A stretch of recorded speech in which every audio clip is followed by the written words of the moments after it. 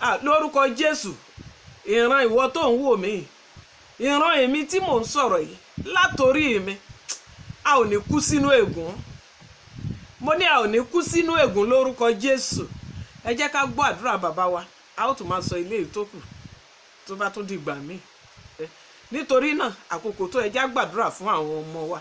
Ẹ jẹ́ ká gbọ́ gbogbo ohun tó lè fa ègún lórí ọmọ, gbogbo ohun tó lè jẹ́ kí ọmọ kó máa sáré lójú kan náà, gbogbo ohun tó lè jẹ́ kí òbí má jèrè ọmọ, gbogbo àwọn ìka ènìyàn tó lè di ògo ọmọ mú, tó jẹ́ bí ìpàsán, ṣùgbọ́n tí a bá ti kọjú sí ẹlẹ́dàá wa tí a mọ̀, gbogbo ìpàsán yìí la ó dájú ná ní ayé èmi àti ìwọ lórúkọ Jésù olùgbàlà.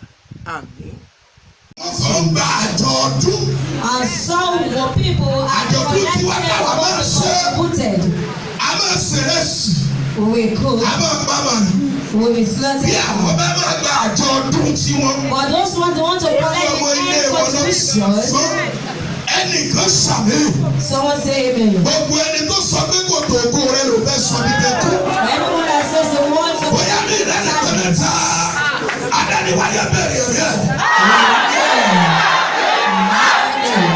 Bàbá mi náà wá tún ẹ sọ́kàn. Just watch with your right hand. Gbogbo èèyàn ní kọ́mpútà sọ̀rọ̀ yìí. Everyone should say this. Gbọ́ mi dáadáa o. Hear me very well. Ẹ̀yin kò ní ọ̀lẹ.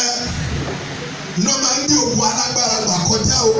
The lazy man will be sleeping at the powerful one. Ìdí nìyẹn tí wọ́n ṣe máa sọ pé ẹ̀sọ́ fún alágbára pé ilẹ̀ yìí o. But I say that the powerful one that the Kí ló bí òkú àti sọ? O ṣe má dára ẹ lójijì. O ṣe má dára ẹ lójijì. don't take the rest of your time. Ìjọ jẹ́ òbí láti ìtọ́kọ̀ kì í níwò ẹṣin. Ọba orí ìtẹ́ ọ̀dà máa ń dà o. Àmì ló máa ṣe. You see me? Bí ọ̀pọ̀ bá di ọ̀pọ̀ ní Samaria. If Samaria Ọ̀dà can be òbí plenty, dá ẹ láti ìgbà tó ti jẹ́ èèyàn. the one that Ó máa dùn ọ̀pọ̀ kọ́sẹ̀ yìí tó parí. Bó àlàyé mi kò lè mọ bó ṣe máa gbàdúrà yẹn. yeah, my inspiration. Àwọn èèyàn máa ń sin ajá aspect. Before you say I pet them, Àwọn kan ń sin ẹṣin. some will react, Àwọn kan máa ń sin olóko. some will react cats. Ṣùgbọ́n ọmọbìnrin kan ló jí láàárọ̀ ọjọ́ kan. But there was a lady. Wọ́n ní ejò ló ń fẹ́ máa sìn. She said she wants to rear a snake. Olóòwò ilé èèyàn burú gan. She says the people are Ẹ wicked. kíyèsí sá, ẹ kíyèsí mà. Both of us. Ọmọbìnrin yìí náà ń sin ejò yìí lóòótọ́. This lady rear a snake. Wọ́n ti dọ̀ ẹ́ débi pé Was so close. ó bá jáde tí ò bá dé ejò yóò kì í sùn. If she wants to go out, she Ó bá yẹ̀jú ẹ̀ débi pé ejò yìí ní bẹ́ẹ̀ yóò tún ní yàrá tiẹ̀. that snake has a separate Ó bá snake. bá ejò yìí sọ̀rọ̀ pé ó yá lọ yàrá ẹ̀ lọ sùn ó máa lọ. If you command that snake, you Bí will ejò yìí visit bá jí her. láàárọ̀ ó máa wá pálọ̀ wá kí. In the morning we come to Palo and visit Ṣùgbọ́n her. lọ́jọ́ kan, But in first day, ejò yìí kọ̀ kò jẹun fún odidi ọ̀sẹ̀ kan. the snake didn't eat for a week. Bẹ́ẹ̀ ló lọ́mọ olówó ẹ̀ lórí chíà. Not hanging on the Ó hood. mú ìgbégi ló ṣí ẹ̀. I said, what happened to you? Lọ́kì ò jẹun. Okay, you're not eating. Ó kì í ṣe báyìí. You have not done this Ó before. bá rẹ̀ pé jẹ́ kó ń gbé lọ fún dọ́kítọ̀. No, so she wants to take it to Wọ́n veterinary. dọ́dọ̀ dọ́kítọ̀. He went to the veterinary. Dọ́kítọ̀ yẹn tẹ̀sí gbogbo ejò yìí. Veterinary told the Ó doctor ní tested. nǹkan tó ṣe. He said, only I want to the snake. Ó ló wà òkè. He said, it's okay. Dọ́kítọ̀ yẹn wo tí ejò yẹn. The veterinary just observed Ó ní the madam, snake. Say, madam, ẹ jáde fún mi. Mo fẹ́ bẹ́jọ yìí sọ̀rọ̀. I want us to be able to snake. Hallelujah. Hallelujah. Ó ní ẹ jáde fún mi. He said, excuse us. Mo fẹ́ bẹ́jọ yìí I sọ̀rọ̀. want to speak with the snake. Olówó ẹ̀ bá jáde. The owner went out. Ó wá bá ejò yìí sọ̀rọ̀. He now communicate with the Mo snake. ní kí ló dé tó ń dolówó ẹ láàmú. He said, why are you troubling your master? Ebi ò parẹ́ náà. You're not hungry. Mo mọ oúnjẹ tí ó rà fún ẹ. You're giving him food. Kí ló dé?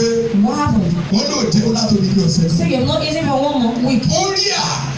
Kéjò tó máa lọ́mọ olówó ẹ̀. For snakes to be running around. Kí ló ṣẹlẹ̀? What happened?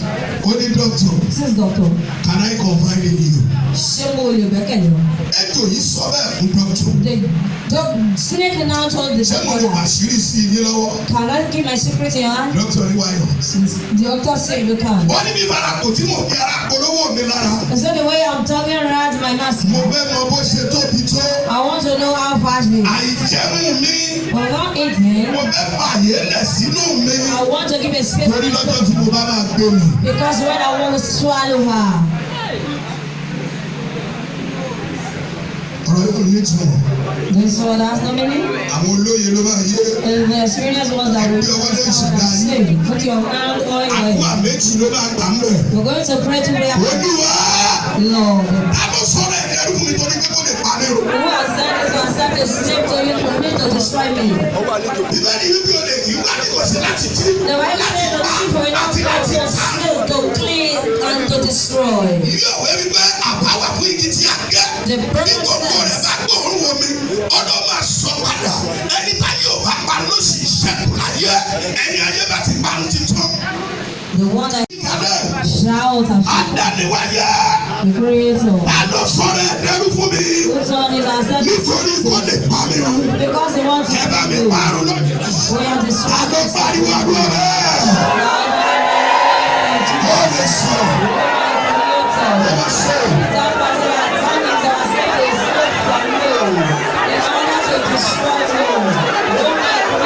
Ó lè sọ̀rọ̀.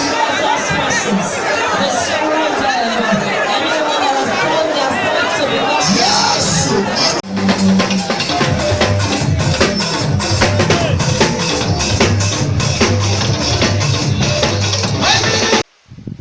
láyọ̀ lèmi pẹ̀lú ẹ̀ ó máa wà nínú àlàáfíà ẹ̀mí mọ́ olùtùnú á máa darapọ̀ mọ́ èmi àti